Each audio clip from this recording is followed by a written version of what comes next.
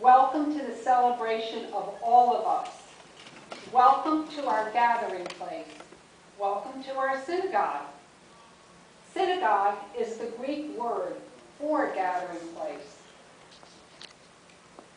In our current home, when it was built in 1970, the overarching theme was that our synagogue be all-encompassing.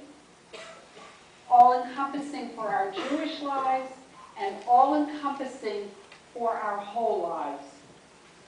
And I found that really fascinating because the first synagogues that were built during the Second Temple era were all-encompassing. They were for study, they were for prayer, they were for hospitality, they were for tzedakah, they were even for lodging. Okay, let's fast forward to our theme for this evening, which is the development of synagogue architecture in America. Let's listen in on the conversation of Sarah Rivera Lopez and her husband Aaron. The setting is Recife, Brazil. The date is 1653, and the Inquisition has just arrived. This is the very same Inquisition that their forebears were forced to leave Spain and Portugal for. And Sarah says to her husband, Aaron, and this might have been the impetus for the first synagogue in America. I know that we have to leave in order to save our lives. I know we have to leave in order to preserve our Jewish identity. But where are we going to pray? And where is Josh going to be bar mitzvah? In this place called New Amsterdam. They arrived in 1654 and faced the challenges of the New World. The Lopezes and their co-religionists from the very beginning set about building a synagogue. And the synagogue they built was called Shearith Israel, Remnants of Israel. You can imagine their state of mind that they call themselves the Remnants of Israel. We call it today the Spanish-Portuguese synagogue. Now, the Spanish-Portuguese synagogue has had many iterations. By 1890, we have the structure that is on Central Park West. They chose for their architect Arnold William Brenner. He was the first Jewish-American architect. And for the style, they chose Roman Revival. Simply put, the congregants preferred the classical forms. So we have the Corinthian columns, we have the triumphal Roman arches, and the Indiana white limestone. Now imagine this conversation. It takes place in 1820 between Mr. and Mrs. William Guchmacher. And they say, we know the only place to pray is at Shearith Israel. But you know what? They're Sephardim, and they just don't bend at all for any of our Ashkenaz minhagim. We need to build our own synagogue. And like Shearith Israel, B'nai Jeshurun had many iterations. And like Shearith Israel, they built their final home on West 88th Street in the 1890s. They chose two architects from within their fold, Schneider and Hertz. And Schneider and Hertz wanted something really special.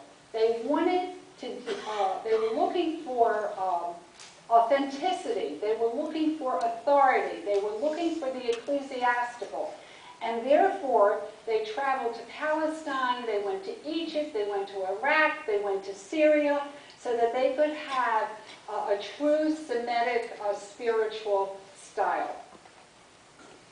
Now, Nathan Banner struck it rich in 1849. I mean, he hit pay dirt in the gold rush. And he said to his wife, you know what? We're modern, we're rich, and we have nothing in common with the Orthodox at B'nai Jeshurun. We should really build our own gathering place. And like Shearith Israel and like B'nai Jeshurun, Temple Emmanuel had many, many locations before they settled in on Fifth Avenue in 1929. This synagogue is done in this temple is done in a very restrained Gothic style. They have over 2,500 seats, which makes them the largest Reformed temple in the world. They have all Tiffany windows. The interior is lathered, is bathed in imported French marble. The Depression covers America in the 30s. America enters the war. During the war, most Jews were very quiet. Most Jews kept a very low profile. But when the war was over, and with returning Jewish GIs, with the emergence of a strong Jewish middle class, and with the rebirth of the State of Israel, a new era begins. American Jews began building synagogues, and their model now had nothing to do with the historical. Their model now reflected what was going on in the contemporary culture, modernism. And they built over 600 synagogues on the East Coast alone between about 4950 and 1959-60. And once more, now it's the rabbis that are in the conversation. It's the rabbis that are talking to the architects.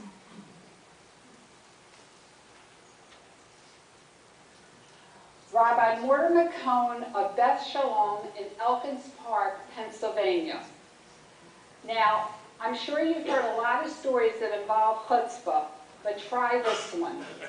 Rabbi Mortimer Cohn writes to the most important architect of the day, Frank Lloyd Wright. And he says to him, we want something that's like a new thing, and I'm quoting. And not only that, he enclosed drawings. And he says, this is what we want our synagogue to look like. And Frank Lloyd Wright wrote back, I will build you a new American synagogue for the new American Jew. It will evoke a vast tent in the desert, and it will reflect Mount Sinai. Beth Shalom was landmarked. It is the youngest synagogue in America to be so delineated. Now, Rabbi Max Gruenwald was a refugee from Mannheim, Germany, and he went to the architect Percival Goodman. Percival Goodman, in a single decade, 1948 to 1958, designed over 60 synagogues, including Fifth Avenue Synagogue right across the park, you know, the east side. And